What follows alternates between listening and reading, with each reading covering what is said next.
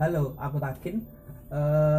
Apa jadinya apabila sebuah usul fik, kaidah-kaidah usul fik, yaitu sebuah proses dalam Islam untuk menentukan sebuah hukum ini halal atau haram, ini boleh atau tidak, digabungkan dengan bucin, tema-tema cinta yang dimiliki oleh para remaja.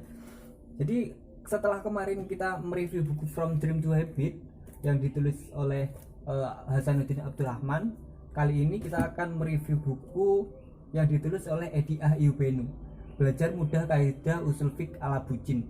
Jadi penggabungan antara kaidah-kaidah usul fiqh dan tema-tema bucin, yaitu tema-tema pemuda yang sedang jatuh cinta. Kalau kalian pengen tahu buku ini seperti apa, seperti yang aku miliki, aku ingin tahu, lalu membaca dan mereview ini. Semoga reviewku ini cukup membuat kalian tahu, oh ternyata buku ini seperti ini loh. Nah, buku ini seperti apa? Jadi buku ini untuk deskripsinya ditulis oleh Edi Ahyubenu, judulnya Belajar Mudah Kaidah Usul Fiqh, diterbitkan oleh Diva Press tahun kemarin, April 2020. Lumayan tebal bukunya, 324 halaman. Buku ini dibagi menjadi dua bagian. Yang pertama adalah penjelasan-penjelasan tentang usul fiqh, kenapa usul fiqh itu ada, terus kenapa hukum-hukum dalam Islam itu bisa berbeda-beda. Karena kan ketika kita tahu realitas, kadang itu ada sebuah atau apa ya, sebuah hukum sama-sama hukum Islam, tapi yang satu golongan berkata boleh dan yang satu golongan berkata tidak boleh. Di sini buku ini akan cukup membantu kita, atau usul fikih akan membantu kita memahami hal tersebut, sehingga kita tidak akan mudah atau tidak akan gampang bingung, ini kok beda, ini kok beda, itu kita tidak akan bingung. Jadi yang pertama membahas tentang usul fikih itu seperti apa, kenapa hukum ada berbeda-beda, terus bagaimana kita menyikapinya, dan bagaimana hukum itu prosesnya seperti apa berjalannya, itu dijelaskan di bab 1. Bab 1 ini menurutku adalah bab yang sangat sangat kaku, karena berisi tentang penjelasan-penjelasan tentang usul fiqh. Aku bisa menjelaskan, membacakan tema-tema yang diangkat dalam bagian pertama. Ada beberapa, kelihatan apa enggak ya. Jadi yang pertama ada semesta usul fiqh. Usul fiqh itu seperti apa? Yang kedua ada sumber utama hukum Islam. Terus ada khitah berpikir manusia, syariat dan maksud tujuannya.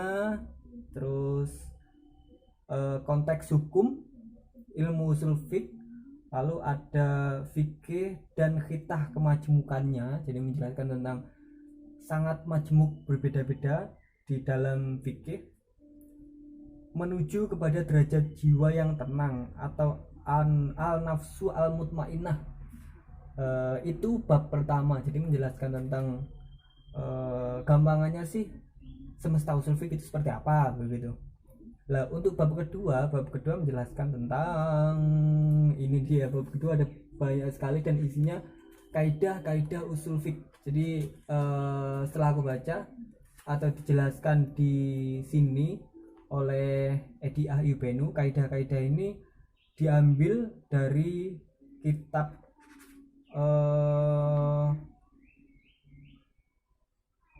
sebentar aku bacakan. Jadi bukan kaidah yang dibuat oleh beliau sendiri, itu enggak, diambil dari kitab, dan di sini dia menjelaskan dengan gaya-gaya bahasa bucin.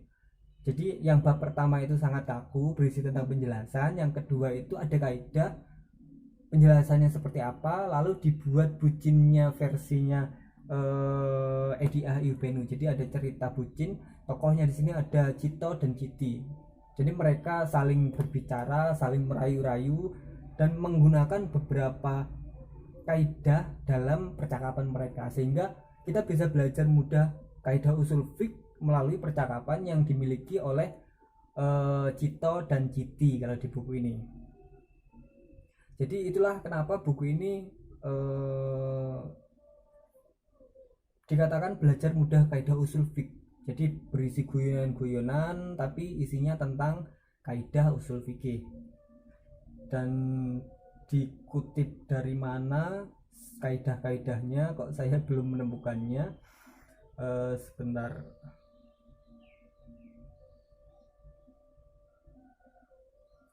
mana ya, kok belum ada ini,